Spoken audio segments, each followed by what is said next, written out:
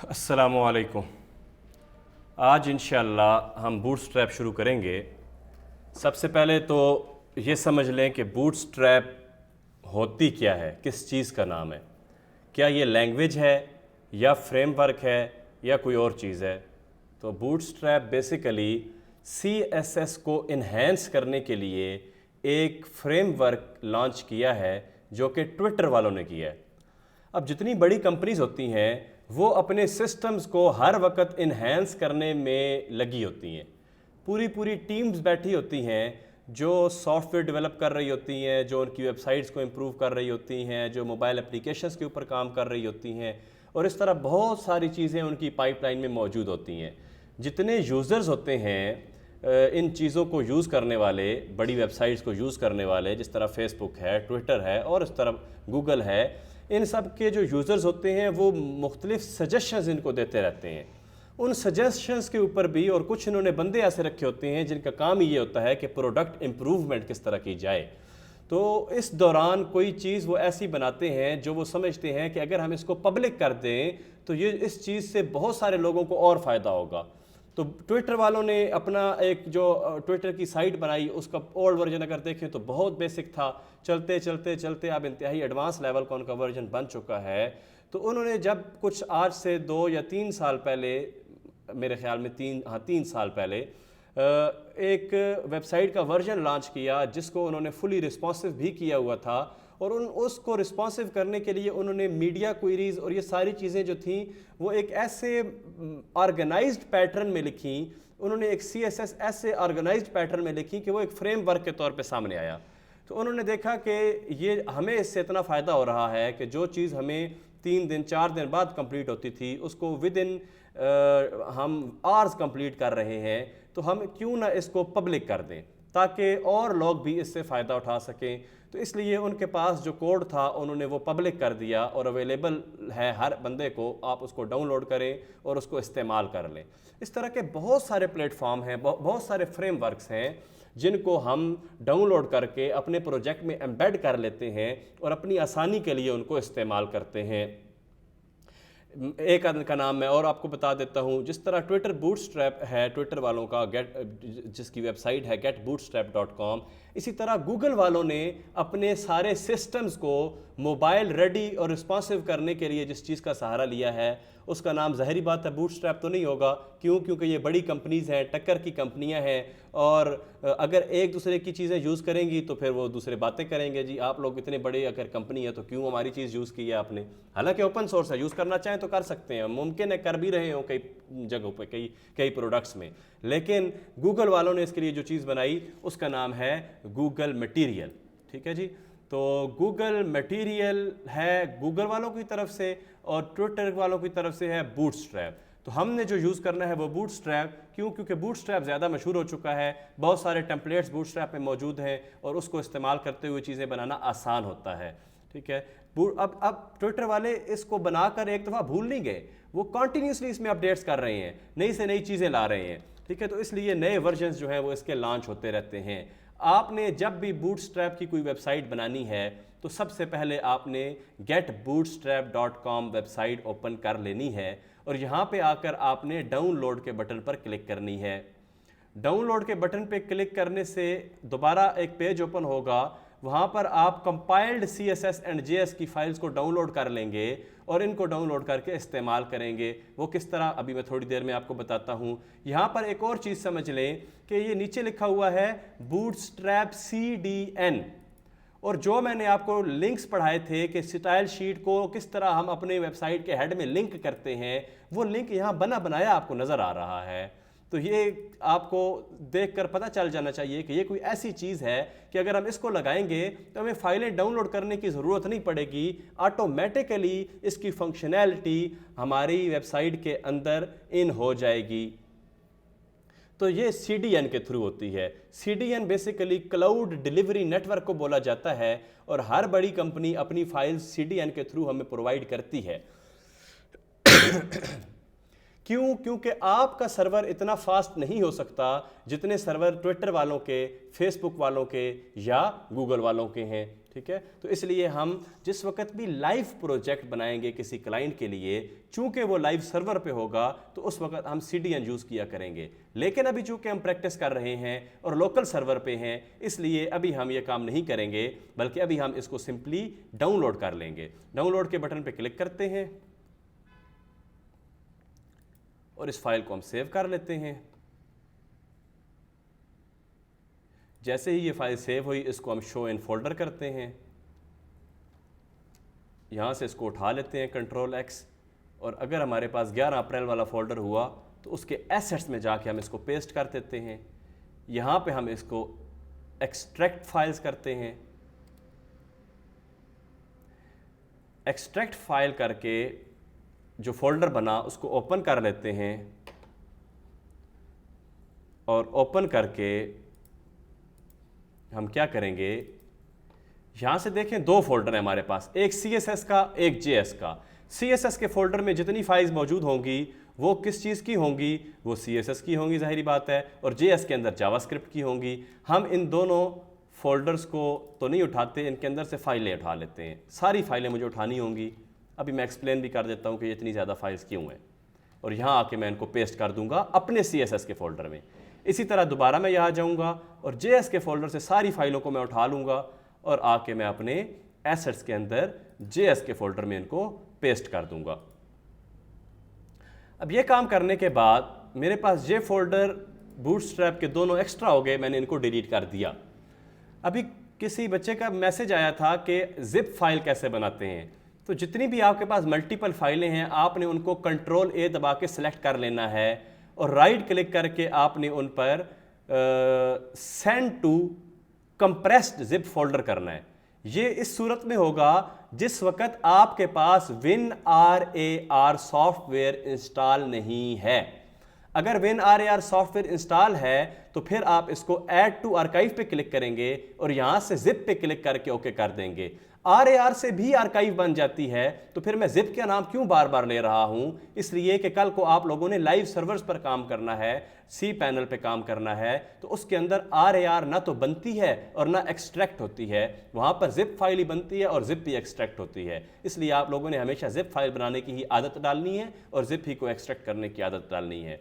ठीक है, अगर तो WinRAR है तो वेल एंड गुड, नहीं तो सारी फाइलें सेलेक्ट करके राइट क्लिक करके उन सिलेक्शन के ऊपर आप सेंड टू कंप्रेस्ड कर देंगे तो भी वो जिप बन जाएगी। आते हैं जी अपने असल टॉपिक की तरफ। हमारा जो असल टॉपिक है वो क्या है, बूटस्ट्रैप। हमने बूटस्ट्रैप डाउनलोड करके उसकी CSS की फाइल्स को CSS के फोल्डर में रख लिया, JS की फाइल्स को JS के फोल्डर में रख लिया। अब हम क्या करेंगे, अब हम यहाँ पर एक नई फाइल बनाते हैं और इसका नाम रखते हैं, सॉरी फोल्डर मैंने बना दिया, इसको मैं डिलीट किए देता हूँ और सबलाइन ओपन कर लेते हैं। सबलाइन ओपन करके देखते हैं कि यहाँ पे कोई फालतू चीज़ नहीं, ये वही फोल्डर ओपन है। इसको रिमूव कर देते हैं यहाँ से, रिमूव फोल्डर फ्रॉम प्रोजेक्ट। तो ये देखें हमारे पास एसेट्स भी आ गया, इंडेक्स भी आ गया। हम इस 11 अप्रैल वाले के अंदर न्यू फाइल बनाते हैं और इसको सेव करते हैं और सेव करके इसका नाम रखते हैं bootstrap.html।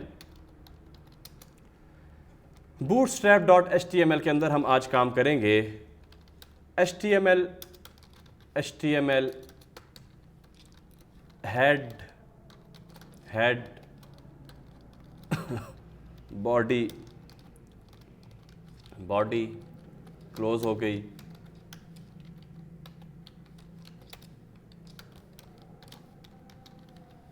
टाइटल आ गया आपका,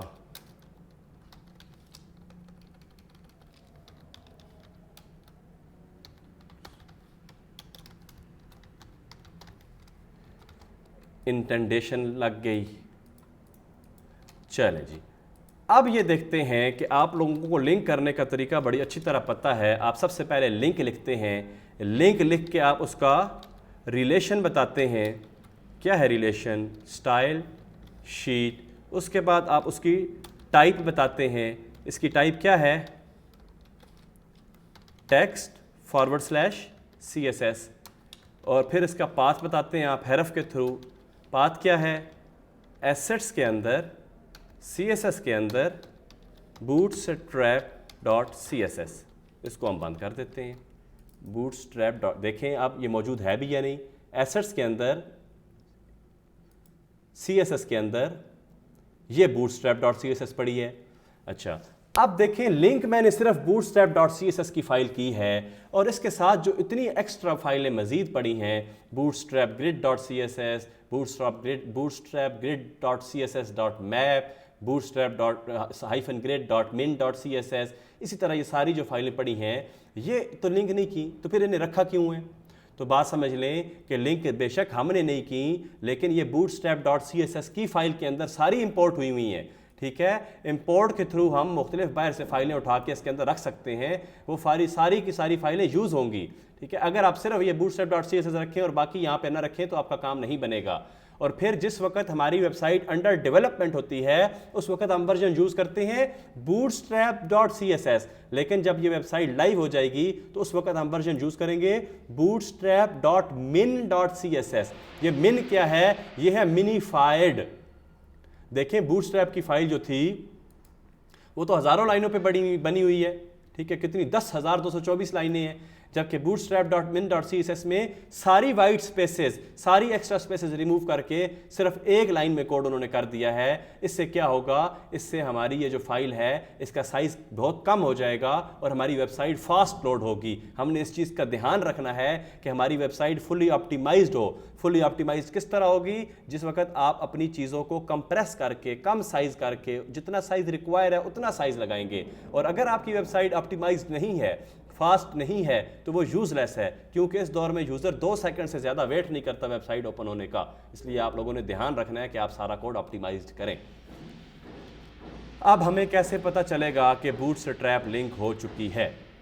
तो इसके लिए सबसे पहले स्ट्रक्चर समझ लें कि बूटस्ट्रैप का स्ट्रक्चर ये है कि जब भी आपने बूटस्ट्रैप लिंक कर देनी है तो आपने एक डिव यूज़ करनी है, जिस डिव की क्लास क्या होगी? कंटेनर। ठीक है, अब देखें एक्चुअल कंटेनर की तरफ चले जाएं, जो ट्रेलों के पीछे लगा होता है उसके अंदर क्या होता है? सामान, और उन कंटेनर्स के अंदर मल्टीपल डिविजन्स, पार्ट बने होते हैं। ठीक है, तो सबसे पहले आपने क्या लेना है? कंटेनर लेना है, और कंटेनर की डिव को ऑब्वियस सी बात है बंद भी करना है। और कंटेनर के अंदर आपने क्या लेना होता है?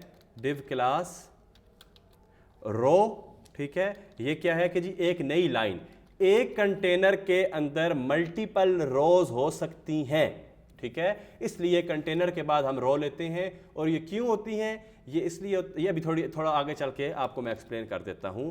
फिर इसके अंदर हमने जो डिव बनानी है वो बनानी है कॉल की। किसकी? कॉल की। Call is for column. Column के अंदर आके आपने अपना सारा काम करना है। हमने क्या लिख दिया कॉलम के अंदर? टेस्ट। स्ट्रक्चर क्या था? सबसे पहले डिव जिसका नाम कंटेनर, फिर डिव जिसकी क्लास रो, फिर डिव जिसकी क्लास कॉलम। अब हम इस फाइल को चला कर देखते हैं कि क्या हुआ।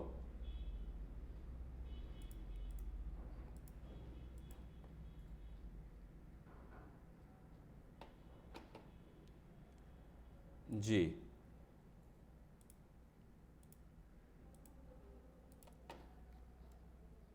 जहाँ ज़ेब साहब मीटिंग में हो तो बताइएगा जी। बूटस्ट्रैप पे हमने डबल क्लिक की और ये हमारी फाइल ओपन हो गई। देखें भाई, गौर करें, ध्यान करें, और ध्यान करने से आपको एक चीज़ नज़र आएगी। वो चीज़ क्या है कि ये टेस्ट जो है ये कहाँ पे आ रहा है? दोनों तरफ से। इस तरफ देखें कितना गैप छूटा हुआ है। तो आपको तो अच्छी तरह याद है कि जब आप सिंपल कोई चीज़ लिखते थे वो तो आपकी वेरी लेफ्ट एज पर चिपक जाया करती थी। ठीक है, तो वेरी राइट एज पर जो चीज़ लगा करती थी वो अब आपकी साइड से ऑटोमेटिकली स्पेस छोड़ रही है। आपने तो कोई बॉडी को विड्थ नहीं दी, आपने तो कोई मार्जिन नहीं दिया, 0 पिक्सल ऑटो। तो ये कमाल किसका है? बूटस्ट्रैप का। अब दूसरा कमाल बूटस्ट्रैप का देखें इसी जगह पे कि मुझे यहां पर 3 कॉलम चाहिए। अगर 3 कॉलम चाहिए तो मैंने कुछ भी नहीं करना, मैंने जस्ट इस डिव क्लास कॉल को 3 दफा रिपीट कर देना है। देखिए 3 दफा रिपीट किया तो टेस्ट, टेस्ट और टेस्ट आ गया, मतलब 3 कॉलम आ गए। ठीक है, अब आप लोगों की आसानी के लिए मैं इस पर टेक्स्ट थोड़ा सा ज्यादा कर देता हूं ताकि आपको एजेस की पहचान हो जाए कि एक कॉलम जगह ले कितनी रहा है।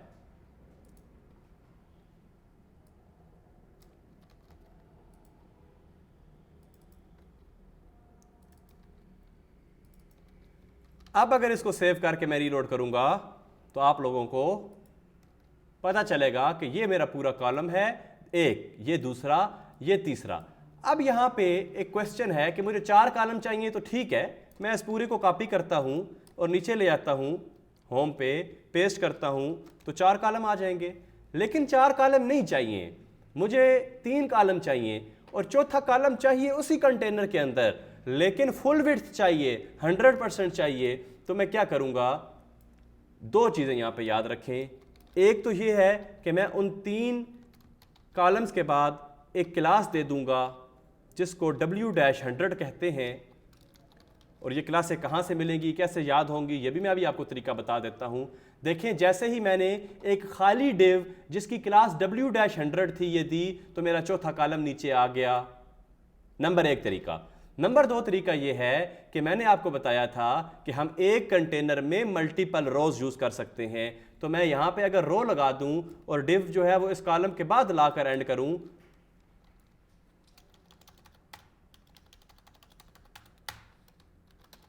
और 1 टैब इंटेंड कर दूं, तो क्या होगा, फिर भी ये देखें ये मेरा नीचे मौजूद है। ठीक है, क्यों, इसलिए सॉरी, यहां पे हमें डिव क्लोज भी तो करनी है ना।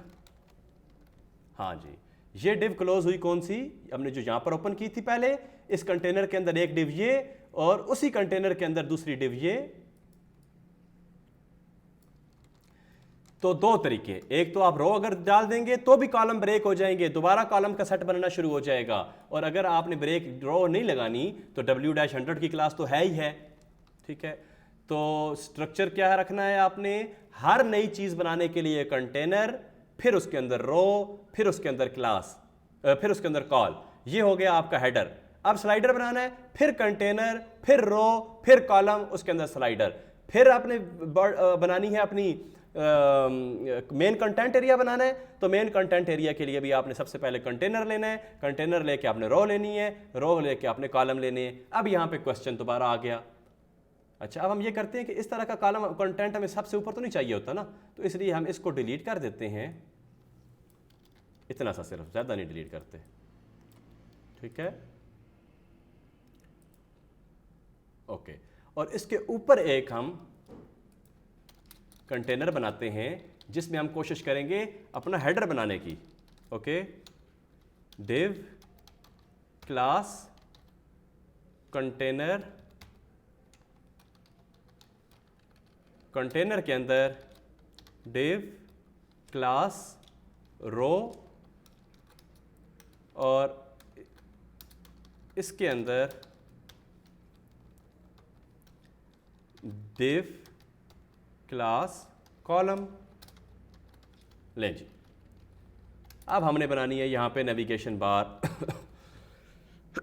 अभी थोड़ी देर पहले मैंने आप लोगों को बताया है कि ये क्लासें कहाँ से पता चलेंगी, कैसे मिलेंगी, तो इसका तरीका मैं आपको बताता हूँ, और उस तरीके को इस्तेमाल करते हुए बूटस्ट्रैप को यूज़ करके नेविगेशन में बनाऊँगा। आज सिंपल नेविगेशन बनाएंगे और नेक्स्ट लेक्चर में एडवांस नेविगेशन बनाएंगे जिसमें सारा कोड बूटस्ट्रैप का हम खुद लिखेंगे। यहाँ पर आपके पास होम पेज के ऊपर एक और बटन बना हुआ था गेट स्टार्टेड का। आपने getbootstrap.com ओपन करनी है, गेट स्टार्टेड पे क्लिक कर देनी है, और गेट स्टार्टेड पे क्लिक करके आप लोगों ने लेआउट्स पे आना है, और लेआउट्स पे आके ग्रिड सिस्टम को देखना है।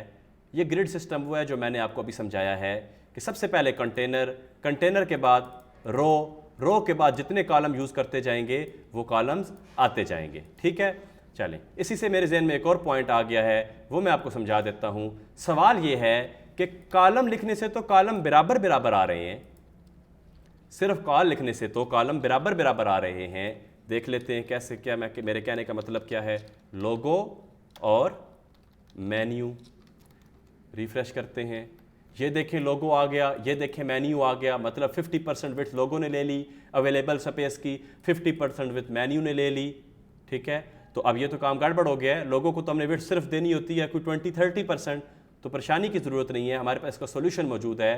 कॉल के साथ हाइफन दबा के अगर आप 2 लिख दें तो ये सिर्फ 2 कॉलम की स्पेस लेगा। अब ये बात मुझे समझानी होगी आपको कि ये जो अवेलेबल स्पेस है इस एज से लेकर इस एज तक, ठीक है, मैं इंस्पेक्ट एलिमेंट भी ओपन कर लेता हूँ ताकि आपको मज़ीद कलरफुल प्रेजेंटेशन में समझ आ जाए। ये जो मेरी रो है जिसकी विड्थ 1140 पिक्सल है, इस रो को बूटस्ट्रैप ऑटोमेटिकली 12 कॉलम में डिवाइड कर देता है। 12 कॉलम में डिवाइड करने के बाद वो हमें कहता है कि अब आप अपनी मर्जी से जितने कॉलम आपको चाहिए वो यूज़ कर लें। तो हमें लोगों के लिए 2 कॉलम चाहिए थे, इसलिए हमने लिख दिया call-2 call-2, लेकिन मेन्यू के लिए हमने कुछ नहीं लिखना ताकि जितनी अवेलेबल स्पेस है वो मेन्यू ऑटोमेटिकली ले ले। ओके, देखिए मेन्यू ने ऑटोमेटिकली जितनी चाहिए स्पेस थी ले ली। अगर आप लोग कहें जी क्या साबित करें, तो साबित करने के लिए इंस्पेक्ट एलिमेंट करके माउस ऊपर लाएं तो वो ब्लू एरिया कवर कर रहा है, आपको नजर आ जाएगा। ठीक है, 950 पिक्सल, तो इसके अंदर हम मेन्यू रख देंगे, इसके अंदर हम लोगो रख देंगे। अब एक क्वेश्चन और यहाँ पे है कि देखें आजकल की जो मॉडर्न वेबसाइट्स होती हैं वो तो एज टू एज होती हैं, कंटेंट तो सेंटर में होता है उनका, लेकिन उनकी नेविगेशन जो है वो एक सिरे से दूसरे सिरे तक होती है। इसी तरह समटाइम्स कुछ सेक्शन जो है वो लेफ्ट टू राइट होते हैं, एज टू एज, कुछ सेक्शन मिडल में होते हैं। तो ये कैसे मुमकिन होगा बूटस्ट्रैप में? तो देखिए ये भी बड़ी आसानी से मुमकिन हो जाएगा। मैं इस लोगो और मेन्यू को एज टू एज लेकर जाता हूं, तो इसके लिए मेरी क्लास क्या है, कंटेनर फ्लूइड। मतलब मैंने अपने कंटेनर को फ्लूइड कर देना है, तैरा देना है एक सिरे से लेकर दूसरे सिरे तक, तो उसके लिए कंटेनर फ्लूइड करना पड़ेगा। यहां एक और बात याद रख लें कि कंटेनर के अंदर कंटेनर फ्लूइड की क्लास इस्तेमाल नहीं हो सकती, जबकि कंटेनर फ्लूइड के अंदर कंटेनर की क्लास इस्तेमाल हो सकती है। देखें जैसे ही रीलोड किया तो मेरी ये जो रो है एक सिरे से लेकर दूसरे सिरे तक जितनी मेरी स्क्रीन का साइज था उतनी जगह इसने घेर ली। आपकी स्क्रीन छोटी होगी तो वो उस हिसाब से कवर करेगा, आपकी स्क्रीन मेरी स्क्रीन से बड़ी होगी तो वो उस हिसाब से कवर करेगा। तो ये एज टू एज आपके पास आ गया। अब यहाँ पर एक सवाल और है कि आपने अगर इसकी कस्टम स्टाइलिंग करनी है, मतलब आपने अगर इस लोगो वाले कंटेनर को कोई बैकग्राउंड कलर देना है, तो कस्टम स्टाइलिंग कैसे मुमकिन होगी? तो देखें एक क्लास के एट्रीब्यूट में 1000 क्लासें आप लगा सकते हैं। अभी तो हमने सिर्फ एक क्लास लगाई कंटेनर हाइफन फ्लूइड लिख के, आप एक और क्लास लगा लें अपनी मर्जी से और उस क्लास का नाम रखें मेन्यू स्टाइल। मेन्यू स्टाइल आपने स्पेस देके, स्पेस देने से आपकी क्या होती है, नई क्लासेस ऐड हो जाती हैं। अब बात आ गई कि मेन्यू स्टाइल की सीएसएस करनी है, तो भाई कैसे करें? मेन्यू स्टाइल की सीएसएस करने के लिए आपको अपनी स्टाइल की शीट लिंक करनी पड़ेगी। ठीक है, मैं रिपीट प्रोसेस खुद नहीं लिखता, कॉपी पेस्ट कर लेता हूं ऊपर से, और स्टाइल अपनी जो सीएसएस की स्टाइल है मेन्यू स्टाइल 1 के नाम से एक शीट बना लेता हूं, STYLE1 स्टाइल 1.css के नाम से, और CSS के फोल्डर में आके मैं न्यू फाइल बनाता हूं, Ctrl+S करता हूं, STYLE.css बल्कि style1.css। इसके अंदर हम अपनी क्लास को उठा के रखते हैं, जो कि क्लास कौन सी थी, मेन्यू स्टाइल की। डॉट मेन्यू स्टाइल करली ब्रैकेट्स एंटर और बैकग्राउंड लगा दें आप #CCC का। ठीक है, तो हमारा हेडर ग्रे हो चुका है। तो ये मैंने आपको एक तरीका बता दिया कि आप अपनी चीज़ किस तरह इसके अंदर एम्बेड करेंगे। तो लोगो भी आ गया, मेन्यू भी आ गया। बात हो रही थी कि जी नेविगेशन बार बनानी है, बनाएं किस तरह, तो मैं आपको ग्रिड समझाने लग गया। तो मेरे ख्याल में हम पहले ग्रिड ही को थोड़ा सा और मज़ीद देख लेते हैं, उसके बाद हम आगे जाएंगे। तो ग्रिड में ये चीज़ भी मैं आपको बता चुका हूँ कि अगर आपने एक ही रो में 5 कॉलम रखने हैं, 3 कॉलम एक लाइन में आए, 2 कॉलम नई लाइन में जाएं, तो आप W-100 यूज़ करेंगे, तो उसके बाद वाले जो कॉलम है वो ब्रेक होकर निचली लाइन में चले जाएंगे। ओके जी, ग्रिड्स मैं समझा रहा था आप लोगों को। तो ग्रिड्स के लिए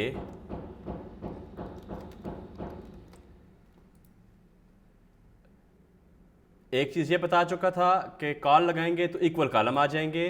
दूसरी चीज़ ये बताई थी कि अगर 5 कॉलम आप लोगों को चाहिए तो क्या होगा, एक ही रो के अंदर आप 5 दफ़ा डिव कॉल करेंगे विद कॉल, डिव कॉल करेंगे विद क्लास कॉल, और 3 डिव्स के बाद आप विड्थ W-100 की क्लास लगा देंगे जिस तरह इसने लगाई। तो क्या होगा कि आपके 2 कॉलम ऊपर रह गए, 2 कॉलम नीचे आ गए एक ही रो के अंदर। और इसी तरह अगर आपको कोई चीज़ ज़्यादा वाइडर चाहिए होगी तो आप क्या करेंगे, बाकी तरफ कॉल लगाएंगे, लेकिन जो चीज़ बड़ी चाहिए, जितनी बड़ी चाहिए उतने पोर्शन उस कॉलम को दे देंगे। अब इसको ये सेंटर वाला कॉलम बड़ा चाहिए था, इसने कॉल 6 कर दिया, और मुझे कौन सा, मुझे पहला कॉलम छोटा चाहिए था, मैंने कॉल 2 कर दिया। दोनों ऑप्शन थे, अगर पहला छोटा चाहिए कॉल 2 कर दूं, दूसरा बड़ा चाहिए तो कॉल इस मेन्यू वाले को मैं कर दूंगा, कॉल क्या करूंगा, कॉल 10 कर दूंगा, कॉल 12 कर दूंगा। 12 तो करूंगा तो फुल विड्थ ले लेगा ना, क्योंकि 12 ही तो कॉलम होते हैं, ठीक है। तो मैं क्या करूंगा, कॉल 10 इसको कर दूंगा, ठीक है। ये बात भी समझ आ गई है।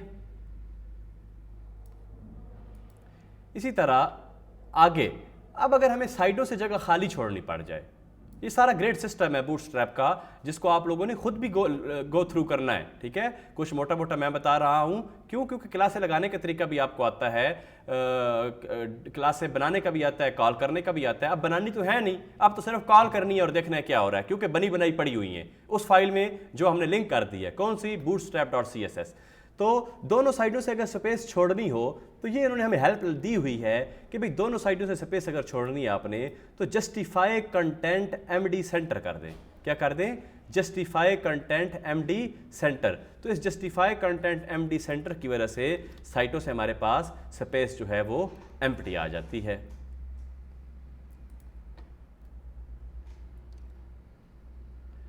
और जो क्लास इसने रो के साथ लगाई हुई है वो क्लास रो के साथ ही लगेगी, ये भी चीज याद रखनी है, ठीक है।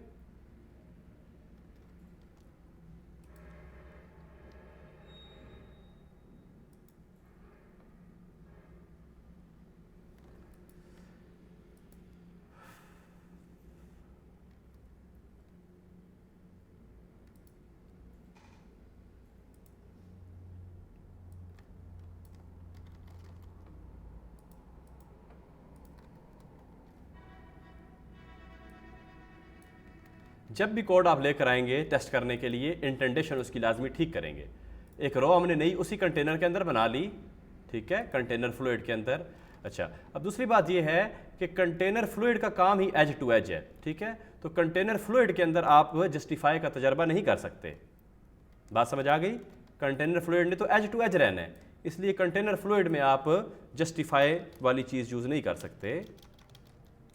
आपको एक नई डिव विद क्लास कंटेनर बनानी होगी और इसके अंदर आप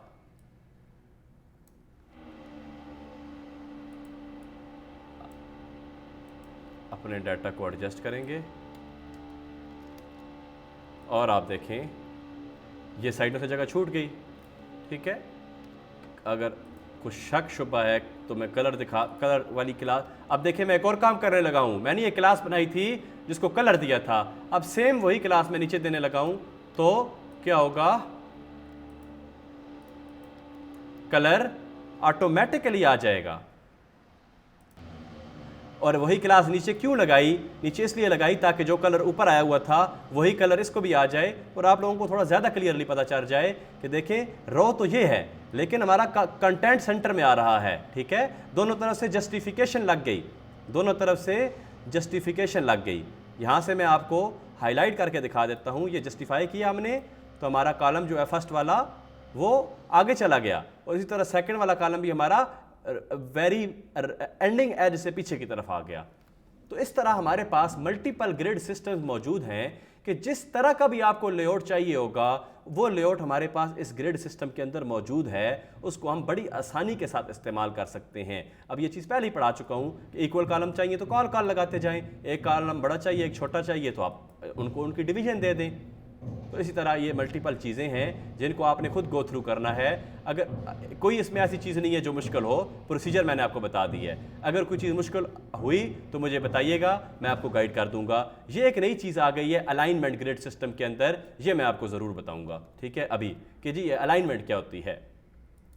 अब यहाँ पे कुछ असाइनमेंट्स में बच्चों ने कंटेंट सेंटर में किया था वर्टिकली, तो उनकी डिवाइस के हिसाब से, उनकी स्क्रीन साइज के हिसाब से तो सेंटर में हो गया था, लेकिन मेरी स्क्रीन की हाइट ज़्यादा होने की वजह से वो ऊपर की तरफ था, वो सेंटर पे नहीं था। तो ऑटोमेटिकली हर स्क्रीन की हाइट के मुताबिक सेंटर पे किस तरह होगा उसके लिए एक प्रॉपर प्रोसीजर है, वो प्रोसीजर भी मैं आपको बता देता हूँ।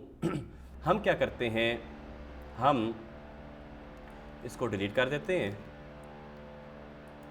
और ये जो हमने कंटेनर फ्लूइड के अंदर अपना मेन्यू और ये सारी चीज़ें रखी हैं, मैं ये क्या चाहता हूँ कि ये स्क्रीन के वेरी बॉटम एज पे आ जाए, ऑटोमेटिकली पूरी स्क्रीन घेर ले। तो पूरी स्क्रीन घेरने के लिए मेरे पास एक क्लास तो ये मौजूद है, अलाइन आइटम स्टार्ट शुरू में कर देगा, अलाइन आइटम सेंटर मिड में ले आएगा, अलाइन आइटम एंड स्क्रीन के बॉटम पर ले आएगा। लेकिन एक बात यहाँ पर और समझें कि अलाइन आइटम एंड मतलब एंड पर लाएगा वो तब जिस वक्त आपकी स्क्रीन की हाइट 100% होगी। तो सबसे पहले तो आप ये देखें कि यहाँ पे आपके इस पेज की हाइट तो 100% नहीं है, हमने फाइल सेव शायद नहीं की, सेव करके रीफ्लोड करते हैं। देखिए लोगो और मेन्यू की हाइट तो कितनी है, जस्ट 24 पिक्सल।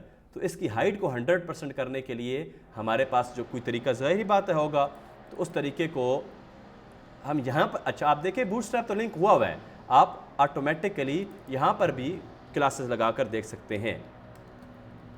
मुझे एक क्लास याद थी जिसका नाम है VH-100, जिसका मतलब है व्यू पोर्ट हाइट।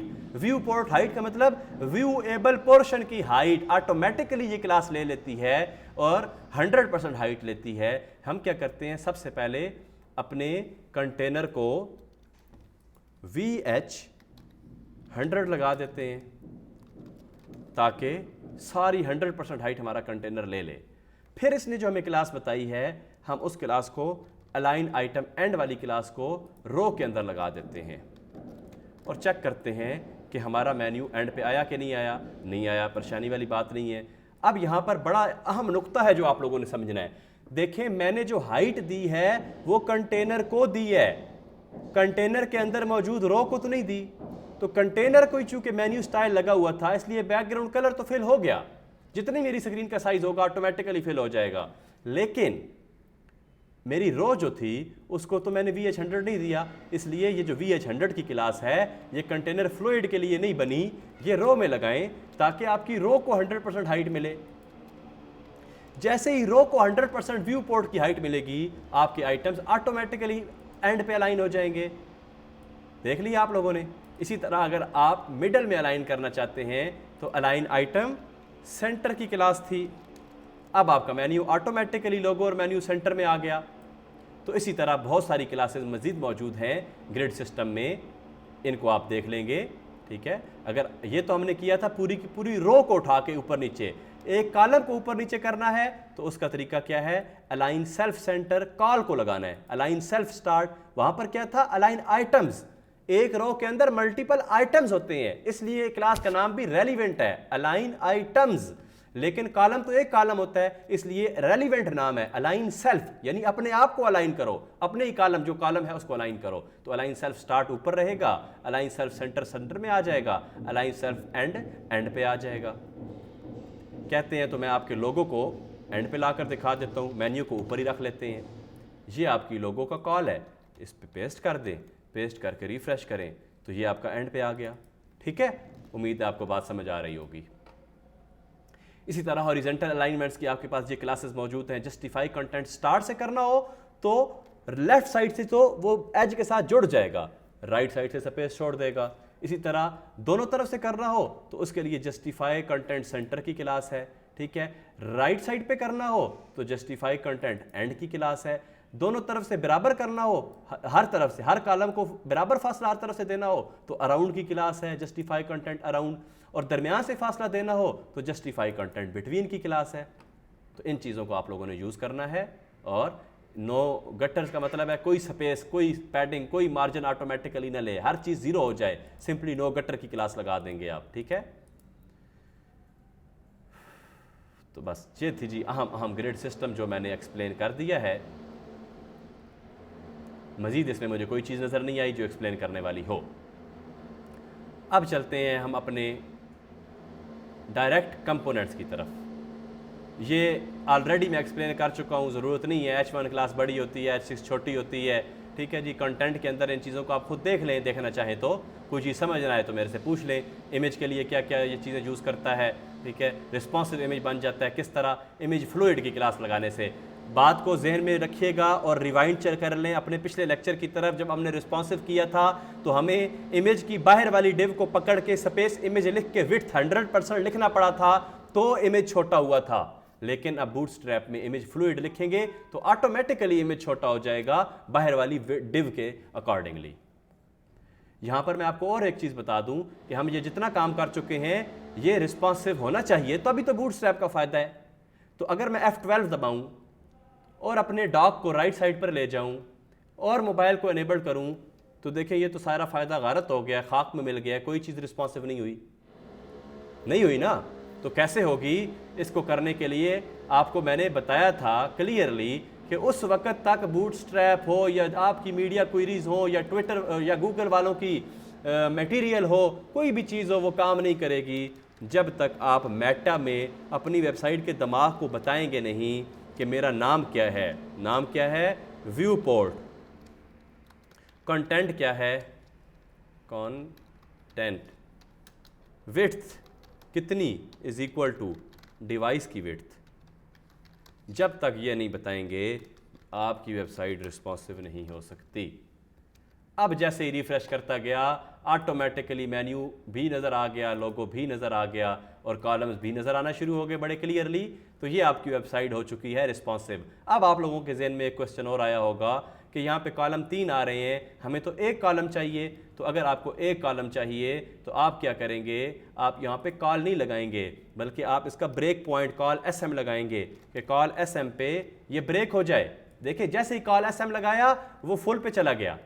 अगर नीचे वाला कॉलम भी आपको कॉल SM चाहिए तो कॉल SM लगाएंगे, ये भी कॉल SM पे चला गया, ठीक है। क्यों? के बीच में स्पेस नहीं है, आप इसलिए शायद नोटिफाई ना कर सकें। बहरहाल ये कॉल SM हो चुके हैं। तो ये आपकी वेबसाइट ऑटोमेटिकली रिस्पॉन्सिव बन रही है। जिस मर्जी रेजोल्यूशन पे चले जाएं, किसी किस्म का कोई मसला नहीं होगा। एक छोटी सी स्क्रीन से लेकर एक बड़ी स्क्रीन तक जहां मर्जी चले जाएं, वेबसाइट आपकी फुली रिस्पॉन्सिव होगी। टेबल्स मैं आपको थोड़ी देर तक पढ़ाऊंगा, आज के लेक्चर में नहीं पढ़ाऊंगा। अब आते हैं हम डायरेक्ट कंपोनेंट्स की तरफ। तो भाई कंपोनेंट्स के अंदर आप मुख्तलिफ वेबसाइटें चलाया करते हैं और मुख्तलिफ वेबसाइटों में कभी सक्सेस के मैसेज आते हैं, कभी इंफॉर्मेशन के मैसेज आते हैं, कभी एरर के मैसेज आते हैं, ठीक है, कभी वार्निंग के मैसेज आते हैं। तो उन सब के लिए ये क्लासेस बना दी गई हैं। आपने सिंपली ये कोड उठाना है एक दफ़ा और अलर्ट की क्लास और स्पेस अलर्ट हाइफन प्राइमरी लिखेंगे तो ब्लू कलर आ जाएगा। आप सेकेंडरी लिखेंगे तो ग्रे कलर आ जाएगा। आप सक्सेस लिखेंगे तो ग्रीन कलर आ जाएगा। आप डेंजर लिखेंगे तो रेड कलर आ जाएगा। आप वार्निंग लिखेंगे तो ऑरेंज कलर आ जाएगा। आप इन्फो लिखेंगे तो लाइट ब्लू कलर आ जाएगा। आप लाइट लिखेंगे तो ये वाइट सा कलर है लाइट, वो आ जाएगा। डार्क लिखेंगे तो ग्रे आ जाएगा। ये आपके अलर्ट्स आ गए। लिंक को कलर लगाना हो तो देखें ये एंकर टैग लगा हुआ है, सिंपल एंकर टैग। आप बड़े अच्छे तरीके से वाकिफ एंकर टैग से लगा चुके हैं। एंकर टैग लगा के उसको क्लास अगर अलर्ट लिंक लगा देंगे तो वो डार्क हो जाएगा, बोल्ड हो जाएगा, ठीक है। इसी तरह बैज है। आपने किसी भी हेडिंग के साथ अगर बैज लगाना है न्यू का तो आप क्या करेंगे? स्पैन का टैग यूज करते हुए क्लास के अंदर बैज के अंदर सेकेंडरी बैज से आपका बैज जो है वो बड़ा हो जाएगा, ठीक है। अब एक बैज तो है वो सेकेंडरी, दूसरा बैज है प्राइमरी। सेकेंडरी बैज की शक्ल ये है, प्राइमरी बैज की शक्ल ये है कि वो उसी बटन के अंदर एडजस्ट हो गया है, ठीक है। तो ये तरीक़ाकार है हमारे पास मुख्तलिफ बैजेस के। फिर ये कुछ हमारे पास मज़ीद बैज हैं: primary, secondary, success, danger, warning, info, light and dark. देखें आपने बूटस्ट्रैप के कंपोनेंट्स को A से लेकर Z तक सारे कंपोनेंट्स को देखना है और सबकी प्रैक्टिस लाजमी करनी है, ताकि एक दफ़ा, दो दफ़ा, कम से कम 5 दफ़ा अगर आप इन सब चीज़ों को गो थ्रू करेंगे एक एक चीज़ को, तो आपके जहन में चीज़ें बैठ जाएंगी। इनको याद करने की कतई ज़रूरत नहीं है, लेकिन दिमाग में बिठाने की ज़रूरत है। जिस जगह जो चीज़ चाहिए आपको ऑटोमेटिकली समझ आ जानी चाहिए कि मुझे क्या चीज़ चाहिए। फ़ौरन आप getbootstrap.com ओपन करेंगे और उसकी डॉक्यूमेंटेशन में जाके, कंपोनेंट्स में जाके बैच चाहिए, बैच पे क्लिक करेंगे, यहाँ से कोड कॉपी करेंगे और ऑटोमेटिकली इस कोड को लगा देंगे तो वो बैच बन जाएगा, ठीक है। मैं क्या करता हूँ आप लोगों को दिखाने के लिए, मैंने यहाँ पर जो लोगो लगाया था मैं इसको बैच बनाना चाहता हूँ, तो मैं क्या करूँगा? स्पैन का टैग लगाऊँगा, स्पैन के टैग को क्लोज़ कर लूँगा। क्लोज़ करने के बाद मैं यहाँ पे क्लास लगाऊंगा। क्लास कौन सी? बैच। बैज से बैज इनेबल हो गए। अब बैज किस किस्म का? बैज डेंजर। ठीक है, दोबारा वेरीफाई भी कर लेता हूं, बैज डेंजर कोई क्लास है? जी हाँ, बिल्कुल बैज डेंजर क्लास है। अब इसको सेव करते हैं और अपनी वेबसाइट को रीलोड करते हैं, तो देखें ये बैज डेंजर बन चुका है। ठीक है, नजर आया नहीं आया? ये देखें ये। तो इसी तरह हमने आगे मजीद कंपोनेंट्स देखने हैं। Bread crumbs. ब्रेड क्रम्स क्या होते हैं? आपकी वेबसाइट का पाथ, कि इस वक्त आप किस पेज पर किस पोस्ट पे मौजूद हैं, तो वो बनाने के लिए भी हमारे पास यहाँ पे कंपोनेंट मौजूद है। सिंपली आप क्या करेंगे, एक नैव बार लेंगे, उसको एरियल लेबल ब्रेड क्रम देंगे, उसके अंदर अनऑर्डर्ड लिस्ट को क्लास ब्रेड क्रम देंगे, उसके अंदर लिस्ट को class bread crumb item active देंगे, मतलब ये एक्टिव है। डायनामिक जब हम PHP पढ़ेंगे तो ये एक्टिव की क्लास हम डायनामिकली रोटेट करवाया करेंगे, जो पेज ओपन होगा उसको ये क्लास लग जाया करेगी। इसी तरह हमारे पास बटन्स हैं, जो कि नुमान भाई के इसरार पर पहले ही लगा दिए थे। ठीक है, तो बटन अगर आपको बैकग्राउंड कलर के साथ चाहिए तो उसके लिए ये एग्जांपल्स हैं। बटन प्राइमरी टाइप क्या है? बटन। आपको अगर बटन चाहिए सॉलिड कलर में या एंकर टैग में, तो आप क्लास लगाएंगे बटन प्राइमरी। सिंपली ए टैग की वजह से ये आपके इस तरह बन गए। ठीक है, सबको प्राइमरी का लिंक लगा हुआ है, इसलिए ये ब्लू कलर में है। आपको अगर आउटलाइन वाले बटन चाहिए तो देखें, टाइप बटन है बटन की, और क्लास बटन लगाने के बाद button outline primary, button outline primary.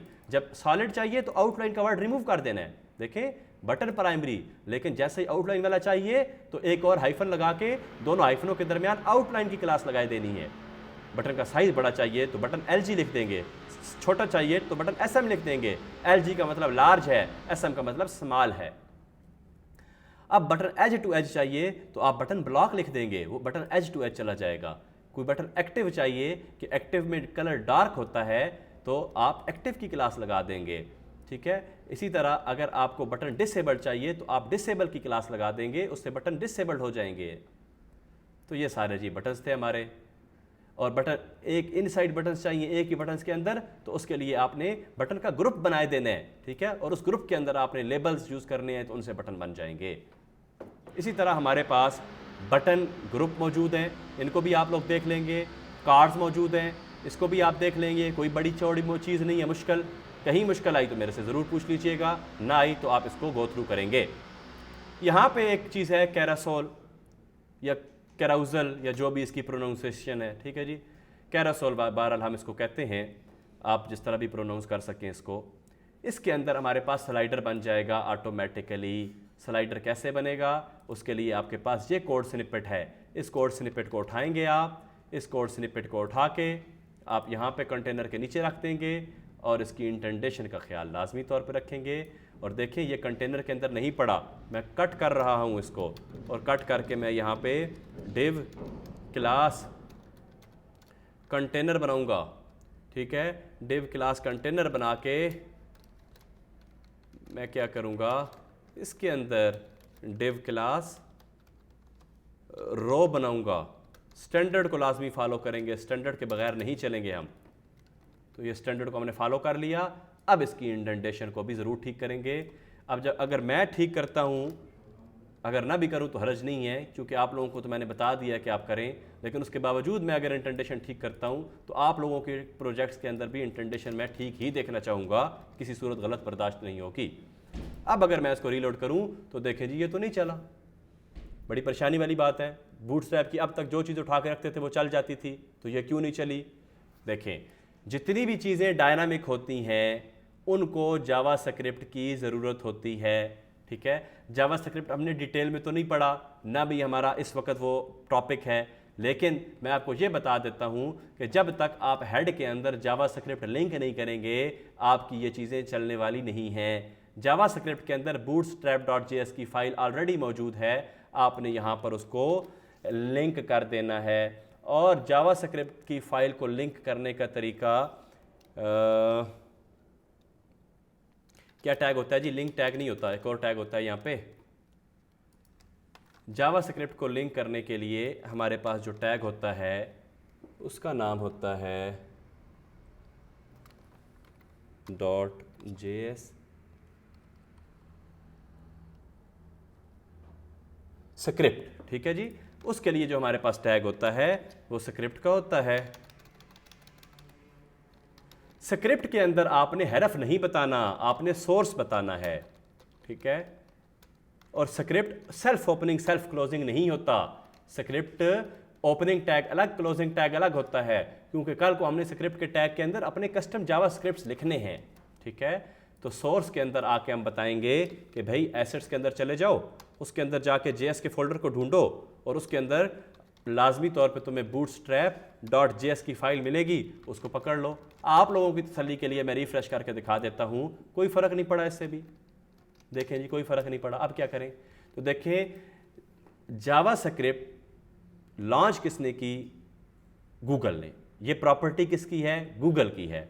जब तक हम गूगल से इजाज़तनामा नहीं लेंगे हम इसको इस्तेमाल नहीं कर सकते। गूगल से इजाज़तनामे का मतलब ये है कि हमें जे क्वेरी इसके अंदर इंक्लूड करवानी होगी, ठीक है। तो जे क्वेरी इंक्लूड करवाने के लिए हमारे पास ये एक कोड है code.jquery.com जो बूटस्ट्रैप के साथ नहीं आता। इसको हम कॉपी करके यहाँ ओपन कर लेते हैं। ये फाइल हमारे पास ओपन हो गई, जिसको रीड करने की कतई ज़रूरत नहीं है। ये भी एक फ्रेमवर्क है जावास्क्रिप्ट का जिसको jQuery कहा जाता है, ठीक है। ये बहुत सारी एनहेंसमेंट्स हमारे कोड में ले आता है, जावास्क्रिप्ट में ले आता है। इसको हम सेव करते हैं 11 अप्रैल एसेट्स के अंदर, JS के अंदर, इसी नाम से सेव कर देते हैं, सेव फाइल। और इस फाइल को हम कॉल कर लेते हैं कहाँ पे, यहाँ पे, क्योंकि मैंने कॉपी किया हुआ था इसलिए मैं पेस्ट पहले कर दिया मैंने। अब मैं स्क्रिप्ट के टैग को उठा के पेस्ट करता हूँ और यहाँ पे Ctrl+X करके बूटस्ट्रैप की जगह पे वो नाम पेस्ट कर देता हूँ और टैब दबाता हूँ। अब देखें, आपने किसी के घर पहले चले जाएं और इजाज़त बाद में लें तो ऐसा तो नहीं हो सकता, इसलिए आप इजाज़त पहली लाइन में लें और घर बाद में गूगल के जाएं।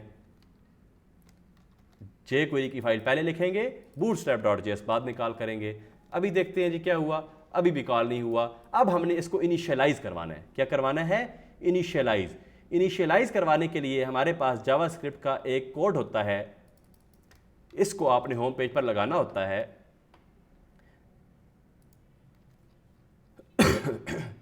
जब भी स्क्रिप्ट हमने लिखना होगा वो हम हमेशा बिल्कुल वेरी एंड लिखेंगे, जो अपना स्क्रिप्ट हमने बॉडी के अंदर लिखना होगा, ठीक है।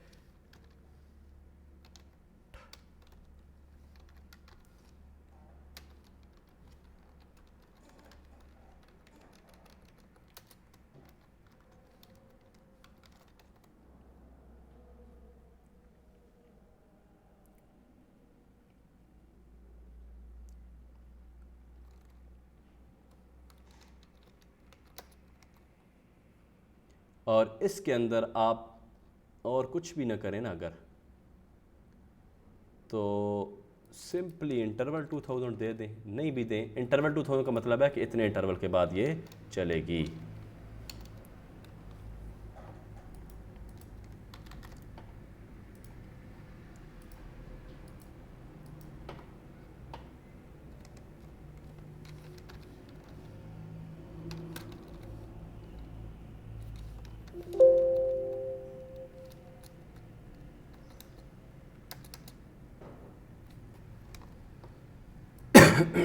text.js या text.javascript, anyways let's head toward our code। और अब हम देखते हैं कि हमारा ये चल रहा है या नहीं। इमेज का भी कोई सोर्स दे देते हैं, इमेज का सोर्स देने से ज़रा आसानी हो जाएगी, नज़र आना शुरू हो जाएंगी चीज़ें।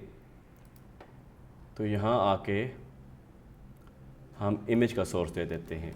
इमेज हमारे कहाँ पड़े हैं, एसेट्स के अंदर, इमेजेस के अंदर।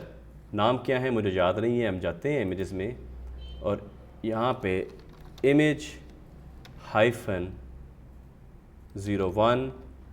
-01.jpg, बस इस एक ही इमेज को रिपीट करवा लेते हैं।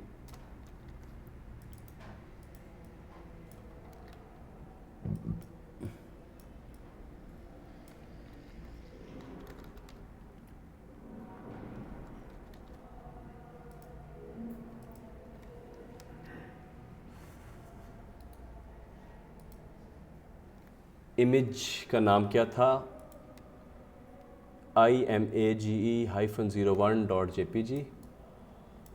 IMAGE एसेट्स इमेजेस, नहीं जी इमेजेस नहीं है, इमेज है, हमारे फोल्डर का नाम इमेज है।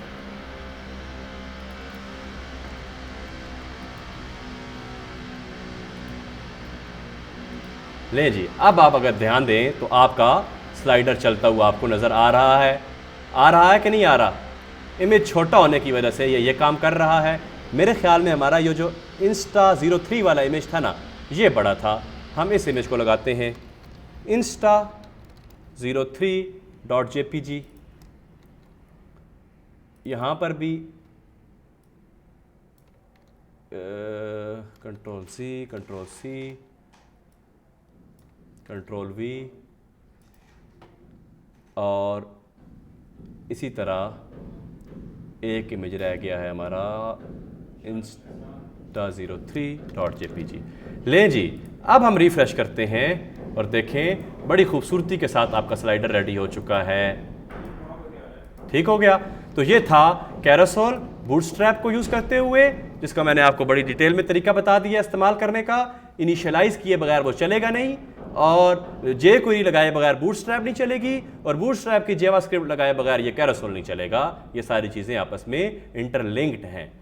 अच्छा जी, अब सिर्फ मैं कोलैप्स भी जावास्क्रिप्ट को यूज़ करता है। क्लोज और ओपन को कोलैप्स कहते हैं। ये बंद हो गया, ये खुल गया, इस तरह की बहुत सारे हमारे पास चीज़ें इस्तेमाल होती हैं जो कोलैप्सेबल होती हैं, अनकोलैप्सेबल होती हैं। कुछ इन्फॉर्मेशन ऐसी देनी होती है हमने जिसमें एक वक्त में एक चीज़ पढ़ी जाए, तो आप यहाँ पे क्लिक करके पढ़ लें, दोबारा क्लिक करके दूसरी इन्फॉर्मेशन, फिर उसको क्लोज करके तीसरी इन्फॉर्मेशन, तो इनको हम कोलैप्सेबल बोलते हैं। तरीक़ाकार यहाँ मौजूद है, अकॉर्डियन की डिव मौजूद है, आप इसको लगा के चेक करेंगे, ठीक है। और इसको भी इनिशिएट आपको करवाना पड़ेगा। इनिशिएट करवाने का तरीका यहाँ नीचे दिया हुआ है, करवा सके तो बहुत अच्छा, नहीं तो मैं भी एक्सप्लेन कर दूंगा मजीद। अदरवाइज जावास्क्रिप्ट में तो हमने ये पढ़नी ही है चीज़ें। फिर ड्रॉप डाउन्स। अब ड्रॉप डाउन्स मेन्यू के अंदर एक बहुत अहम चीज़ है, ठीक है। तो ड्रॉप डाउन किस तरह बनते हैं बूटस्ट्रैप को यूज़ करते हुए, ये तरीक़ेकार मौजूद है ड्रॉप डाउन यूज़ करने का, ठीक है। मैं आना चाहता हूँ नैव बार की तरफ। दरमियान में ये सारी चीज़ें फॉर्म की हैं जो मैं फॉर्म में पढ़ाऊँगा, ठीक है।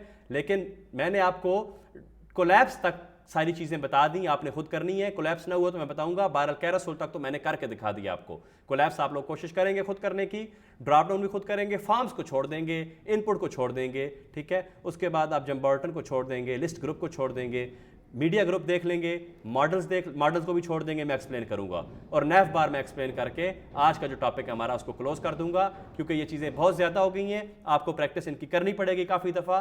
फर्स्ट टाइम प्रैक्टिस में टाइम लगेगा, यूज टू हो गए तो बाकी सारी बूटस्ट्रैप एक दिन में ख़त्म हो जाएगी। तो भाई नैव बार के लिए आप लोगों ने क्या करना होता है, ये देखें पूरी nav bar as it is, with drop down, with search bar, with search button, with logo, each and everything, पूरी ड्रॉप नैव बार बनी हुई है। अब हमने लोगों की तो डिव अलग बना ली है ना, तो हम लोगों की डिव हम जरूर इस्तेमाल नहीं करते। बाकी कोड हम यहाँ से उठा लेते हैं और इस कोड को मैं आपको अपनी विंडो के अंदर एक्सप्लेन किए देता हूँ मेन्यू के सेक्शन में। पेस्ट करके मैं यहाँ से इसको टैब दबाता हूँ।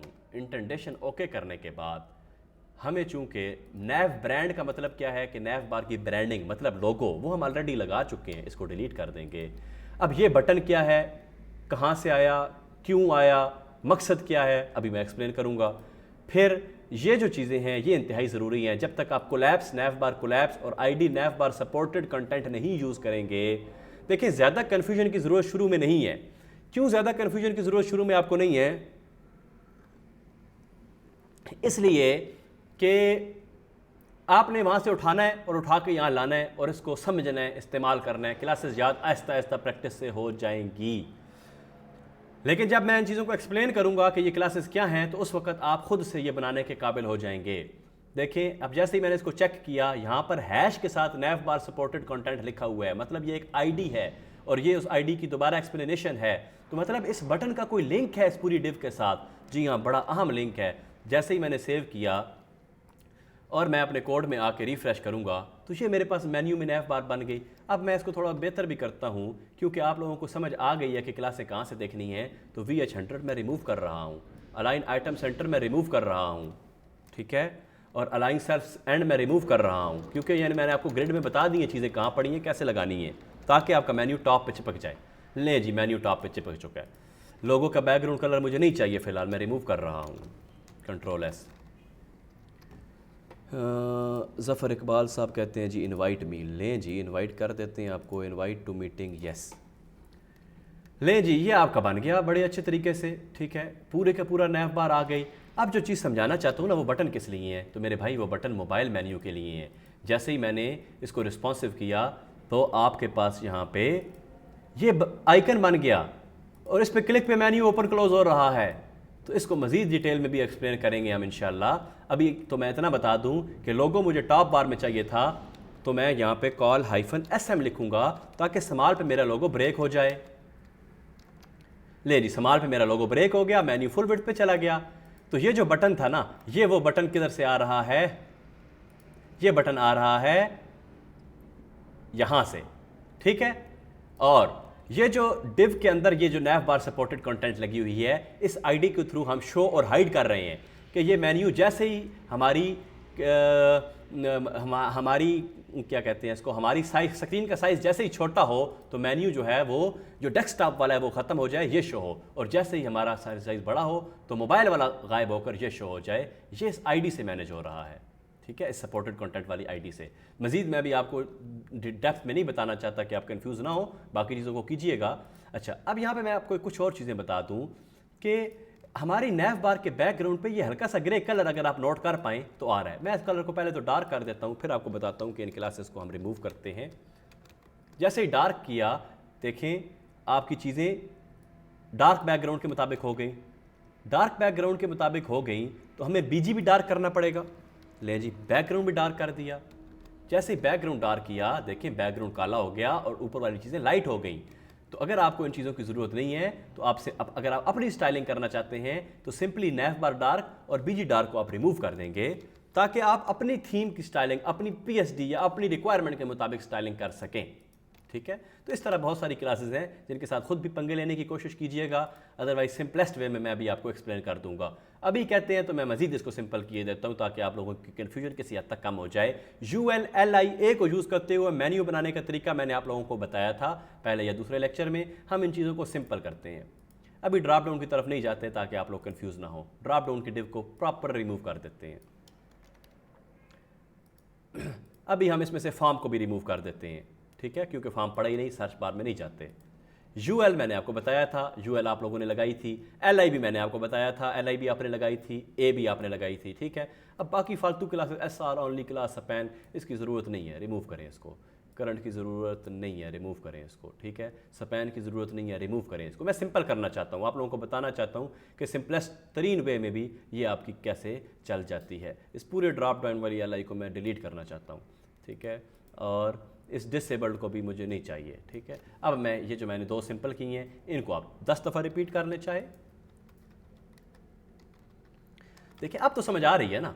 LI की क्लास नैव आइटम एक्टिव है, ठीक है, और फिर जो एक्टिव नहीं है उसके एक्टिव की क्लास नहीं लगी हुई। एक्टिव पेज वो होता है जो इसके ऊपर आप मौजूद होते हैं, ठीक है। तो एक वक्त में एक ही में एक्टिव होगा, बाकियों को रिमूव कर दें। अच्छा, अब देखें हरफ आपको पता है लिंक लगाने के लिए है, होम आपको पता है, ये एक एक्स्ट्रा डिव, इसको बंद कर दें। लिंक, ठीक है, एंकर का टैग बना हुआ है लिंक लगाने के लिए, हरफ में कोई लिंक नहीं दिया हुआ। सिंपली एक LI एक मेन्यू, दूसरा मेन्यू, तीसरा, चौथा, पांचवा मेन्यू का आइटम, छठा मेन्यू का आइटम, और UL के अंदर अनऑर्डर्ड लिस्ट के अंदर मौजूद है। इसके ऊपर डिव पड़ी हुई है जो इसको बंद और खोल रही है मोबाइल के अंदर। नहीं, बिल्कुल सिंपल मेन्यू करके मैंने आपको दिखा दिया। और इस सिंपल तरीन मेन्यू को रिफ्रेश करें, ये देखें होम की हमारी वो जो एंगुलर ब्रैकेट क्लोज थी वो नीचे रिपीट हो रही है, बुरी लग रही है, उसको ख़त्म कर दें, ठीक है जी। उम्मीद है अब आपको नैव बार समझ आ गई होगी, ठीक है जी। ये सारी चीज़ें थी बूटस्ट्रैप में हमारे आज के लेक्चर का हिस्सा। तो हमने क्या क्या देखा, हमने ग्रिड सिस्टम देखा, हमने देखा कि कॉलम एक रो में किस तरह मल्टीपल आते हैं, हमने देखा कि एक रो में मौजूद मल्टीपल कॉलम्स को अगर हमने दो रो में लेकर जाना हो तो नई रो लगाए बगैर कोई तरीका है या नहीं। तो हमें पता चला जी बिल्कुल तरीका है। वो तरीका कौन सा है, हम एक एम्प्टी डिव एक क्लास के साथ लेते हैं, उसको क्लास देते हैं W-100, ठीक है, और उसके बाद फिर हमने मुख्तलिफ इसके सिस्टम देखे अलाइनमेंट के कि top align, center align, bottom align row कैसे होती है, वर्टिकल हाइट 100% कैसे होती है, कॉलम को align top bottom, top centre bottom कैसे करते हैं, और उसके बाद हमने कंटेनर और कंटेनर फ्लूइड का डिफरेंस पढ़ा, हमने स्ट्रक्चर पढ़ा कि कंटेनर सबसे पहले आएगा, फिर रो आएगी, रो के अंदर कॉलम्स आएंगे, और उसके बाद हमने कैरासोल लगाया तो उसने काम नहीं किया। क्यों? क्योंकि बूटस्ट्रैप की जावास्क्रिप्ट एनेबल्ड नहीं थी। बूटस्ट्रैप की जावास्क्रिप्ट एनेबल्ड की, फिर उसने काम नहीं किया। क्यों? क्योंकि जावास्क्रिप्ट किसी की प्रॉपर्टी है, वो प्रॉपर्टी गूगल की है, गूगल से इजाज़तनामा नहीं लिया था। इजाज़तनामे के लिए jQuery की फ़ाइल हमें इंप्लीमेंट करनी होती है, वो हमने इंप्लीमेंट की थी। तो उसके बाद मैंने आपको बताया था कि jQuery की फ़ाइल हमेशा जावास्क्रिप्ट से ऊपर होगी बूटस्ट्रैप के। क्यों? क्योंकि आप किसी के घर के अंदर जाएँ और इजाज़त लें तो वो कोई मैनी नहीं रखती। पहले आप दरवाज़ा नॉक करते हैं, इजाज़त लेते हैं, फिर घर के अंदर जाते हैं। इसी तरह फिर हमने जब कैरासोल ये दोनों चीज़ें इंप्लीमेंट कर दी, फिर भी उसने काम नहीं किया। क्यों? क्योंकि हमने कैरासोल को इनिशिएट नहीं किया था। तो इनिशिएट करने के लिए मैंने आपको बताया था कि हम स्क्रिप्ट के टैग के अंदर एक वेरिएबल बनाते हैं और उस वेरिएबल के अंदर हम अपनी क्लास का नाम देते हैं। ठीक है, वेरिएबल तो नहीं, jQuery लिखने का ये तरीका है। ठीक है, $साइन से, $साइन से हमने jQuery इनिशिएट करवाई। jQuery इनिशिएट करवा के हमने क्या किया, क्लास का नाम बताया। ये क्लास का नाम ऊपर मौजूद है कैरासोल के अंदर, ये क्लास का नाम मौजूद है, ये क्लास इनिशिएट हो रही है। एक पेज पर 10 आपने अगर लगाने हैं कैरासोल तो क्लास उसके नाम चेंज करने पड़ेंगे या आईडीज़ की बेस पर लगाने पड़ेंगे ताकि इनिशिएट अलग अलग करवा सकें आप। और उसको इंटरवल 200 दिया। 200 इंटरवल का मतलब है कि 2 सेकंड के बाद आपकी स्लाइड मूव हो रही है। ठीक है, तो ये फिर उसके बाद नैव बार मैंने आपको पढ़ाई। नैव बार मोबाइल पे कैसे काम करती है, मोबाइल पर जो बटन शो हो रहा है वो हमारे नैव बार के कोड में कहाँ पर है। ठीक है, ये सारी चीज़ें मैंने आप लोगों को आज के लेक्चर में बताई हैं। इन चीज़ों को आप लोगों ने गो थ्रू करना है, खूब प्रैक्टिस करनी है। बूटस्ट्रैप बड़ी कीमती चीज़ है, इसको लाइट नहीं लेना, बार बार इसके ऊपर प्रैक्टिस करनी है। देखिए, घंटों का लेआउट मिनटों में इससे बनेगा और बहुत रिस्पॉन्सिव होगा, पिक्सल परफेक्ट होगा, इसलिए इसकी खूब प्रैक्टिस करें। जहाँ मसला है मेरे से पूछें, और जो है इसको इस्तेमाल करते हुए जो हमने पहले प्रोजेक्ट बनाए हैं उनको इनके ऊपर इम्प्लीमेंट करें, और उसको हम इंशाल्लाह चेक करेंगे आपकी नेक्स्ट क्लास में, जो कि इंशाल्लाह सैटरडे को होगी। Thank you very much. अल्लाह हाफिज़।